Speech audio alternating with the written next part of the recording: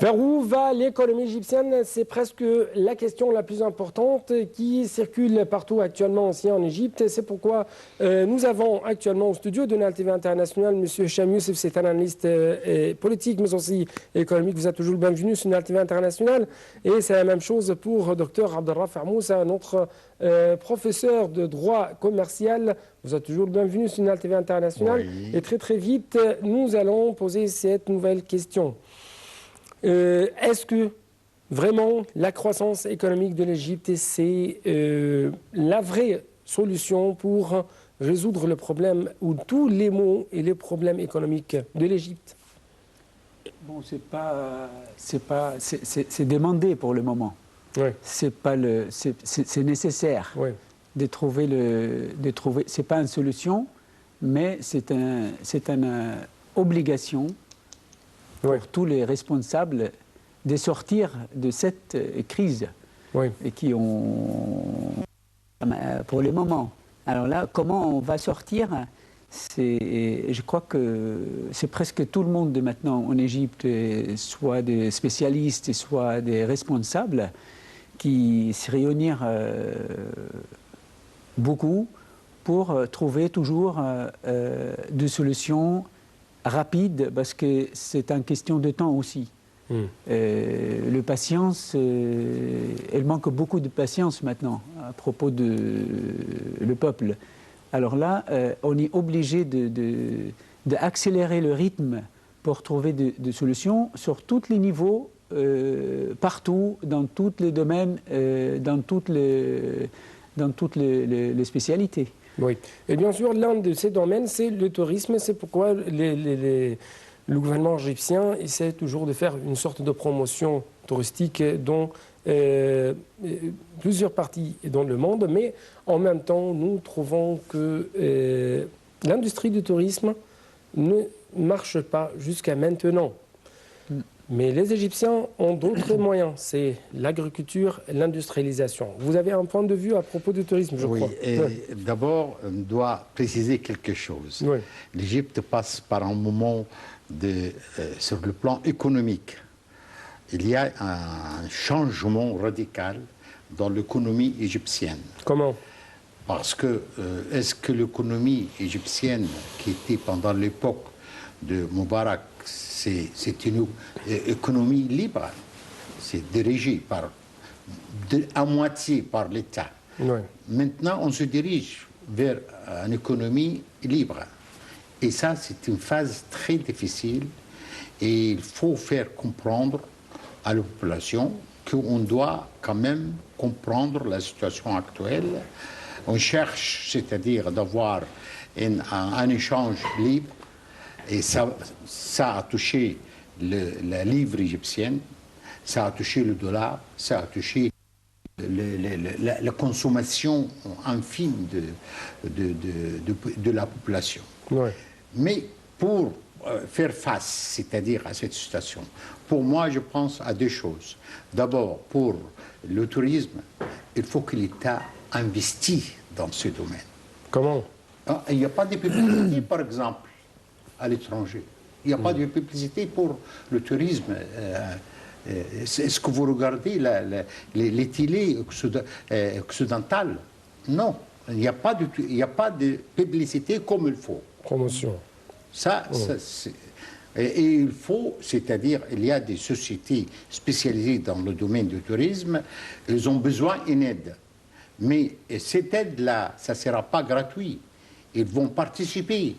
Ils vont rendre à l'État, c'est-à-dire pas seulement au départ, mais quand il y aura de rentabilité de tourisme, ils vont payer pas mal de choses. Ils vont employer pas de quelques centaines, non, de milliers de personnes. Ça concernant le tourisme. Dès que le tourisme bouge, à mon avis, il y aura une modification radicale dans l'économie égyptienne. Ouais. Deuxièmement, concernant l'importation et l'exportation. bon, actuellement, on a stoppé pas mal d'importations. Oui, c'est presque. Nous avons une baisse dans les importations de presque 7 milliards de dollars. Exactement. Mais à mon avis, il faut avoir une commission qui doit étudier les choses qui sont utiles pour la société égyptienne et les choses qui ne sont pas très... Oui, oui. Et aussi l'exportation à partir de l'Égypte. Oui. Il y a des usines et le domaine de textile par exemple, oui. L'Égypte peut faire quelque chose. D'autres domaines aussi, l'Égypte peut présenter, c'est-à-dire le cuir. Oui. Jusqu'à maintenant, nos fabrications dans ce domaine-là très, très, très faibles. Oui. Et ces deux domaines sont très importants. Ajoutons l'agriculture. Oui. L'agriculture, on a quand même des spécialisés dans ce domaine. Donc, il faut attaquer cette troisième, et c'est déjà, on a commencé, mais il faut beaucoup de travail pour arriver à un niveau vraiment acceptable. Donc monsieur docteur Abdelrafaa Moussa vient de susciter presque 3 ressources principales pour l'économie égyptienne, pour relancer la croissance économique de l'Égypte. C'est premièrement le tourisme, l'industrialisation et l'agriculture. Je crois que vous avez des remarques ou des commentaires sur... Quelque chose de très important, c'est, docteur Abdelrafaa, si vous me permettez de parler encore, retourner vers le tourisme là. Oui. Ce n'est pas une question de publicité ou des choses comme ça. Il nous manque beaucoup de professionnalisme dans ce domaine. Alors là, pourquoi pas, on doit trouver, c'est pas quelqu'un, mais on doit trouver la façon d'exposer vers tout le monde avec une société spécialisée dans le marketing là pour notre comment dirais-je intérêt pour notre oui pourquoi pas, parce qu'il y a maintenant avec la mondialisation il y a quand même des sociétés spécialisées pour le marketing là. Ils ont quand même un niveau très très élevé par rapport les sociétés locales ici en Égypte qui n'arrivent pas monter avec tout ce qu'on a comme site touristique. Je crois que le marketing aussi a besoin de penser. Oui. Permettez-moi, l'Égypte est bien connue par ses trésors, que ce soit dans le domaine de monuments, dans le domaine des stations balnéaires et ainsi de suite. Mais je crois que l'image qui est prise, c'est que l'Égypte ne se trouve pas dans la sécurité, ou plutôt elle se trouve dans l'insécurité, non seulement à l'intérieur de l'Égypte, mais aussi à cause de la question syrienne, à cause de la question libyenne, même à cause de quelques attentats qui ont été perpétrés par des groupes terroristes au nord du Sinaï, avec plus de précision, presque dans 15 km dans le nord du Sinaï. Le nord et le Sinaï représente presque le quart de l'Égypte. Le tiers. Et le tiers, ou plutôt le tiers de l'Égypte. Et cela ne se trouve pas à l'esprit du touriste. Mais étranger. C'est ça le rôle de la société qui va faire le publicité là. Est-ce qu'on est sur le niveau comme les autres et qui font le marketing pour les autres pays comme la Tunisie, le Maroc, la Turquie par exemple, la Turquie est toujours frappée par de telles frappes terroristes et tous les pays. On trouve que le tourisme marche. Oui, parce que les autres ils utilisent ce genre de société pour faire leur marketing. Mais nous, on compte. Bon, écoutez, le tourisme ici en Égypte. Avant, il compte sur le charme de l'Égypte. Il compte sur la culture des autres peuples, comme les Européens, par exemple. Ils aimeraient bien venir en Égypte pour découvrir cette civilisation, les anciennes civilisations, ou tous les sites touristiques. Ce n'est pas grâce à quelqu'un ou grâce au travail du ministère du Tourisme, là. C'est... On a compté beaucoup sur le charme de l'Égypte et comme l'Égypte, pas autrement. Mais maintenant, on a besoin de gens professionnels pour montrer à tout le monde les dangers. Ce n'est pas à l'intérieur de l'Égypte, c'est dans un seul parti. Le reste des sites sont sécurisés. Et je crois que sur le côté de sécurité, on a quand même fait pas mal de progrès au niveau de sécurité en Égypte, sauf le côté du Sinaï. Le nord du Sinaï. Le nord du Sinaï, le 15 km de Sinaï. C'est où il y a tous les événements qu'on a entendus dernièrement, mais le reste, il faut utiliser quelqu'un professionnel pour faire ce travail. Oui. On ne peut pas compter sur nous-mêmes dans le domaine du tourisme. Donc, d'après votre deux points de vue, d'après votre deux opinions, c'est presque pareil. Oui, c'est presque pareil. Des spécialistes dans ce domaine. C'est ce qu'il dit. Marketing, c'est-à-dire une société spécialisée pour faire la publicité, pour toucher la population occidentale, de l'attirer pour venir. C'est ça le marketing. Mais les sociétés spécialisées dans le domaine du tourisme en Égypte, et s'ils ont le moyen, ils peuvent faire quelque chose. Donc c'est la raison pour laquelle je dis le gouvernement égyptien doit faire quelque chose. Marketing par des spécialistes dans le domaine du tourisme. C'est d'après votre prescription. Deuxièmement, en ce qui concerne l'industrialisation. Oui. Comment doper l'industrialisation? Nous avons actuellement l'énergie, nous avons actuellement des coûts très bas dans le domaine de la main-d'œuvre. Nous avons les matières premières, nous avons, comme je viens de vous souligner, l'énergie, et ainsi de suite. Et quel est le problème de l'industrialisation? Il y a un point qui manque ici. On a les sources, mais les main-d'œuvre qualifiées, c'est ça qui manque. Oui. C'est ça qui manque. Et nous avons un manque aussi dans le domaine des investissements, je crois. Mais tant qu'il n'y a pas de main-d'œuvre bien formée, l'investisseur il vient ici pour importer avec lui de main-d'œuvre, c'est pas logique. Ça veut dire on n'a rien fait. Donc est-ce que, à partir de votre parole, nous pouvons dire que l'Égypte ne souffre pas du taux de chômage, mais souffre. Il y a bien sûr des opportunités de travail, mais souffre d'une main-d'œuvre non qualifiée ou qualifiée. Ils ne sont pas bien formés. Ils ne sont pas bien formés. On n'est pas au niveau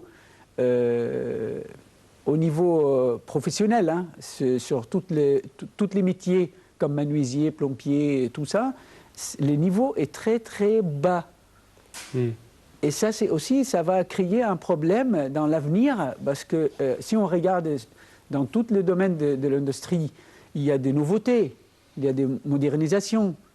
Alors là, comment le main-d'œuvre égyptienne qui peut traiter ou qui peut travailler avec les nouveaux outils, les nouvelles technologies, tout ça, on a besoin de mettre toutes les jeunes en Égypte au niveau mondial, parce que si on reste toujours comme ça, avec la façon qu'on l'a utilisée depuis 50 ans, on va rester toujours dans la même place. Donc qualifier les main-d'œuvre ou former les main-d'œuvre, oui. Une autre question, c'est comment attirer plus d'investissements. C'est à vous de répondre cette fois-ci. Oui. Est-ce que le Parlement égyptien a un rôle très décisif et très important pour attirer l'investissement étranger? Il faut donner des facilités. Par exemple, la question de créer une société à l'intérieur de l'Égypte. Maintenant, créer une société, ce n'est pas nécessaire d'avoir le 50% des Égyptiens ou bien 51 des Égyptiens, non. Simplement le capital et sera dirigé par des étrangers, mais la société, ça sera une société égyptienne inscrite ici au registre de commerce, en Égypte. Donc, c'est une société égyptienne. Mais les dirigeants peuvent être des étrangers. Ça, c'est une facilité, par exemple. Et facilité pour les procédures ou bien les démarches pour créer des sociétés. Il faut donner beaucoup de facilité aux étrangers. Mais on a parlé beaucoup de ce qu'on appelle une seule fenêtre. Une seule fenêtre, oui, d'accord. Pour faire tous les papiers. Un seul guichet. Beaucoup plus important de ça, c'est-à-dire garantir les gains réalisés en Égypte, de le faire sortir facilement, mais dans une règle très déterminée. Bon, une partie qui peut être utilisée à l'intérieur de l'Égypte, mais les autres parties peuvent partir à l'étranger. Si on donne les garanties aux investisseurs, c'est-à-dire de ramener leurs gains à l'étranger, une partie de ce gain à l'étranger, ça va attirer les capitaux étrangers. Oui. Vous êtes convaincu de son point de vue? Je suis tout à fait d'accord avec le docteur Abdelrafa. Mais il y a quand même... comment on peut motiver les investisseurs de venir ici? Ce n'est pas les problèmes de routine seulement on doit les résoudre. Ouais. Comme j'ai dit tout à l'heure, le main-d'œuvre, ça c'est très important. Et le règlement... Main-d'œuvre qualifiée. Le main-d'œuvre qualifié. Voilà. Et le règlement d'investir l'argent. Moi, je suis un investisseur, je viens en Égypte avec 10 milliards, par exemple, de dollars. J'aimerais bien investir cette somme ici. Qu'est-ce que je peux faire pour l'Égypte et pour les Égyptiens et combien je peux gagner avec cette somme d'argent? Est-ce qu'il y a quelqu'un qui peut imaginer mon projet dans quelques années? Moi, il y a une partie qui... Bien sûr que je vais engager pas mal de gens qui travaillaient dans ce projet. Je vais former pas mal de gens aussi pour travailler d'après. Je prépare des générations et des générations. Et le mouvement de l'argent, le sortie, le rentrée de l'argent, est-ce qu'il y aura un certain mécanisme pour faciliter tout ça et pour simplifier tout ça au lieu de compliquer, parce que maintenant même l'argent pour rentrer c'est compliqué, l'argent pour sortir c'est compliqué.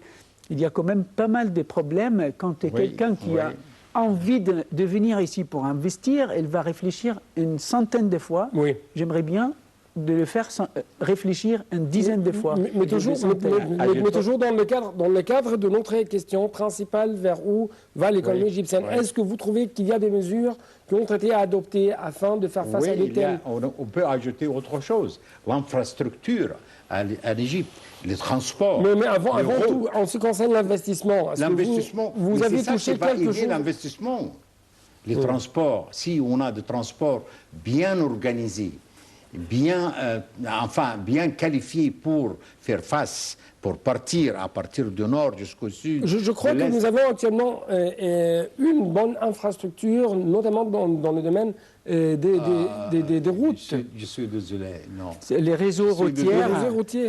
Les réseaux. Non, on a besoin de beaucoup de travail dans le domaine du transport, les routes, le transport rivière, le transport maritime, le transport de chemin de fer. Ça, alors, il y a beaucoup de travail à faire pour attirer les investisseurs étrangers. Oui.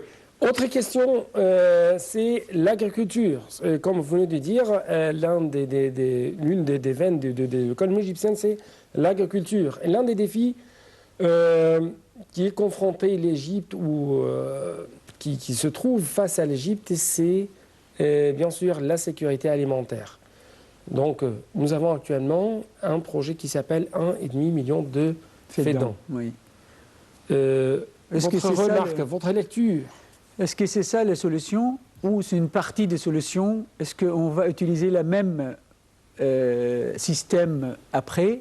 Par exemple, si on a fini ce projet, le 1,5 million de fédans, est-ce qu'on va recommencer de faire une deuxième phase, troisième phase, quatrième phase? Est-ce que ces projets-là, c'est pour 1,5 million seulement? Après, on verra. Qu'est-ce que ça va donner? On essaye même de faire une sorte d'alliance stratégique dans le domaine de l'agriculture avec le Soudan. Mais est-ce que ça sera le stratégie toujours ou c'est une solution temporelle? C'est pour le moment seulement, après on verra. Est-ce que ça va marcher? Ça ne va pas marcher. Mais le seul élément qui est très important dans cette période, c'est le temps. Ouais. C'est le temps. Donc votre prescription? Moi je vois que tout le monde travaille maintenant. Il y a pas mal de pourcentage qui va dans le bon sens. Il y a très peu de pourcentage qui va dans l'autre sens. Mais, vraiment, on a besoin de solutions rapides pour le moment. Parce qu'il y a pas mal de choses qui ne fonctionnent pas très très bien, comme il faut.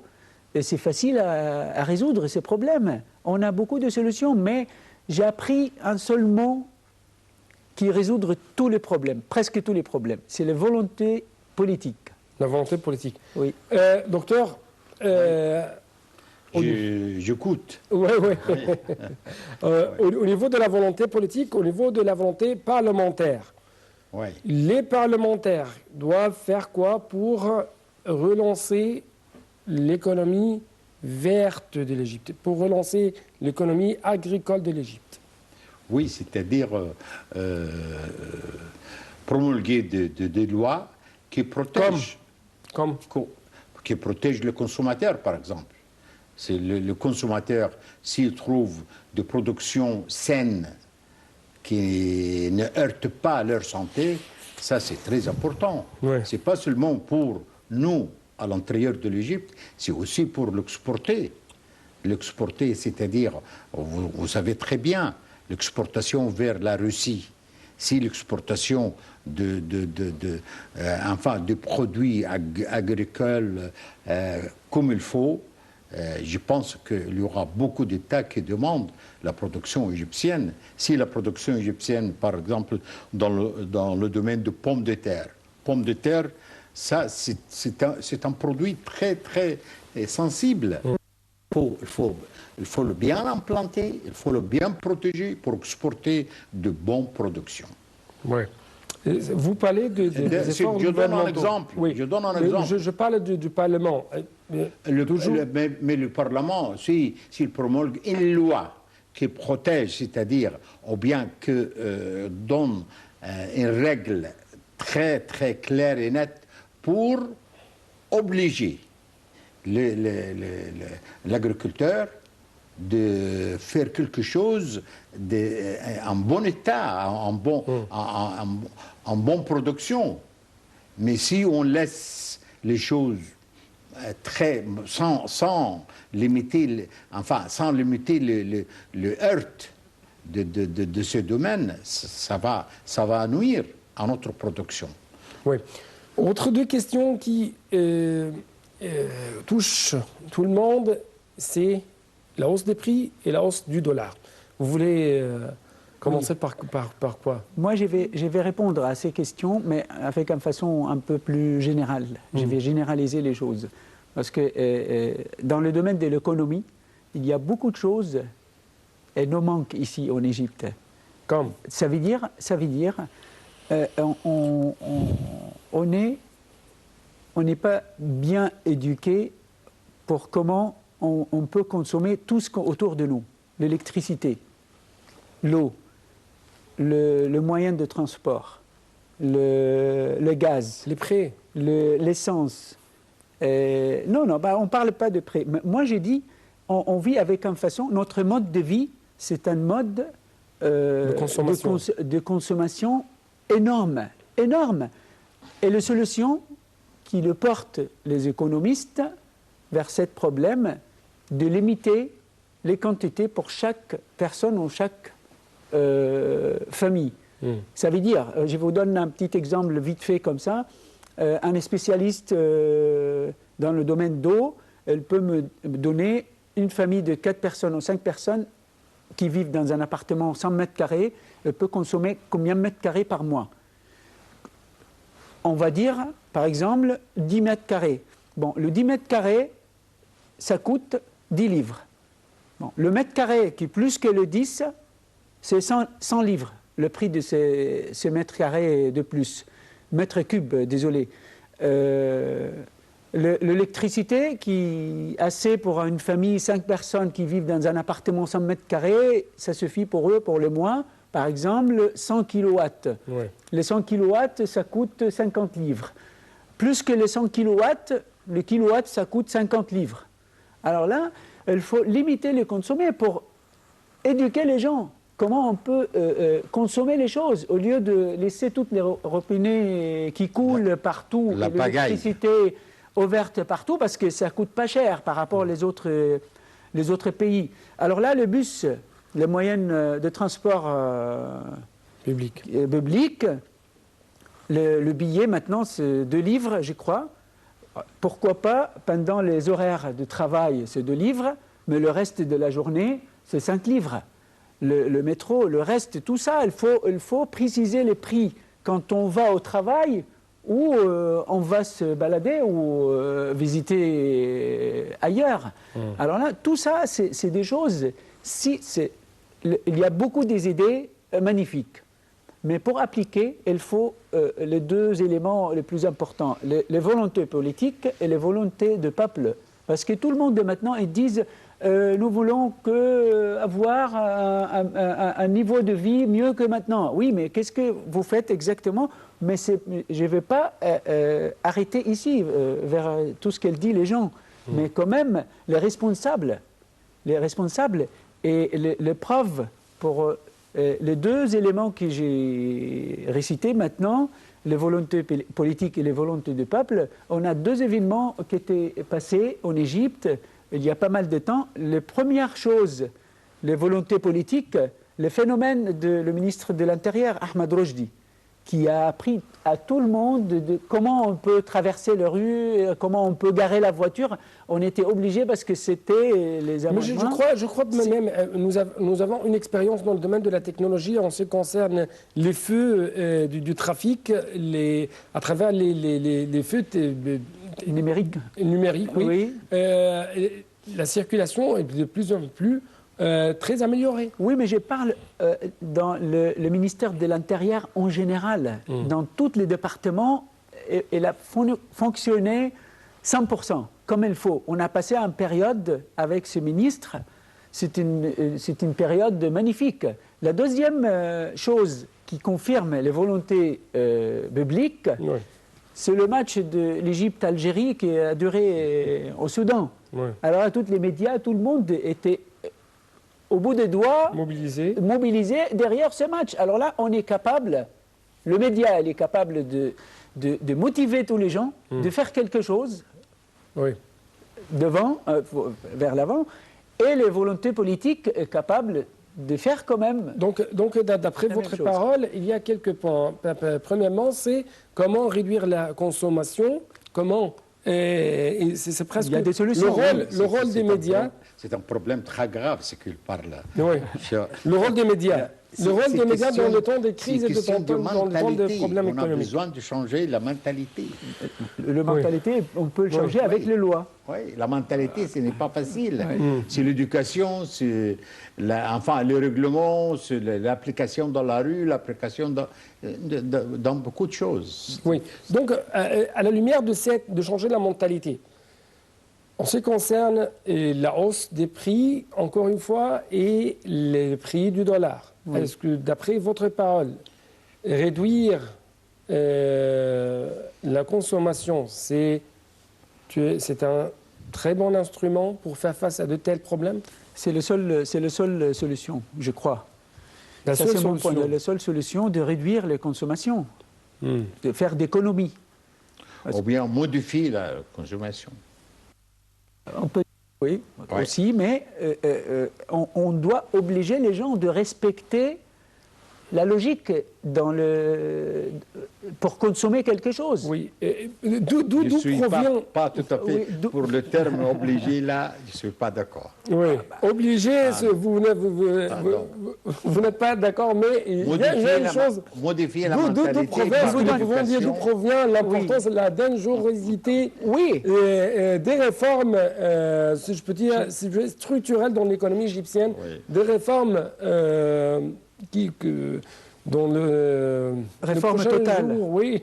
La réforme totale. Je vous donne un petit exemple, vite fait, comme ça. Pourquoi on respecte la limitation de vitesse sur la route de Le Caire-Alexandrie, par exemple? Parce qu'il y a des radars, n'est-ce pas? Pourquoi pas? Quand j'ai dit obliger les gens de respecter, je n'ai pas dit on va obliger les gens de faire n'importe quoi. On va obliger les gens de respecter même pour leurs horaires pour aller au travail. Oui, mais si vous allez obliger les gens pendant un certain temps, est-ce que les gens vont supporter pour longtemps les réformes économiques? Oui, mais il y a un cadeau à la fin. Votre salaire, c'est 1000 livres.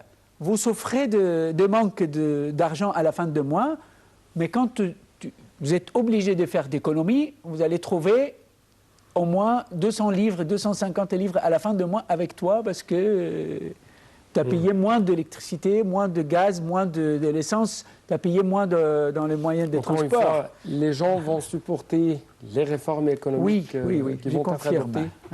Monsieur le docteur. Oui, c'est-à-dire, bon, on a parlé au départ que l'Égypte passe par un moment de changement d'économie, donc il faut faire comprendre aux gens que pour modifier l'économie, pour passer d'une phase à l'autre, il faut supporter. Oui. On n'a pas de solution. On n'a pas de solution. Pour faire accepter cette idée-là, il faut que la masse média joue un rôle. Dans l'école, il faut qu'on fait quelque chose. Et pour les législations, doit être modifiées profondément. Et le Parlement égyptien doit faire quelque chose pour donner l'espoir. Et le prochain prêt du FMI doit être utilisé dans le domaine de la production, non pas dans le domaine de la consommation. En bref. Oui. En bref, on ne peut pas obliger le gouvernement d'utiliser ces prêts pour ça. Ouais. Mais est-ce que, bien sûr qu'il y a pas mal de choses à faire avec ces prêts-là, parce que c'est très, très nécessaire pour le moment. Oui. En tout cas, M. Chem Youssef, je dois vous remercier infiniment en tant qu'analyste politique et économique. Et c'est la même chose pour le Dr Abdelrafa Moussa. Je vous remercie de nous avoir invités pour toucher un peu de ces problèmes. C'est presque un problème très grand, très profond. Oui. Mais en tout cas, on essaye toujours de faire une sorte de course contre la montre. Mais c'est toujours le temps qui a remporté les victoires. En tout cas, je dois vous remercier infiniment. Et c'était tout pour cette édition, chers téléspectateurs. Et le travail, c'est presque... Le travail et la réduction de consommation, c'est presque les deux seuls instruments pour arriver à une bonne croissance économique. Merci beaucoup pour votre fidélité, chers téléspectateurs. Bon suite de notre programme sur la télé internationale.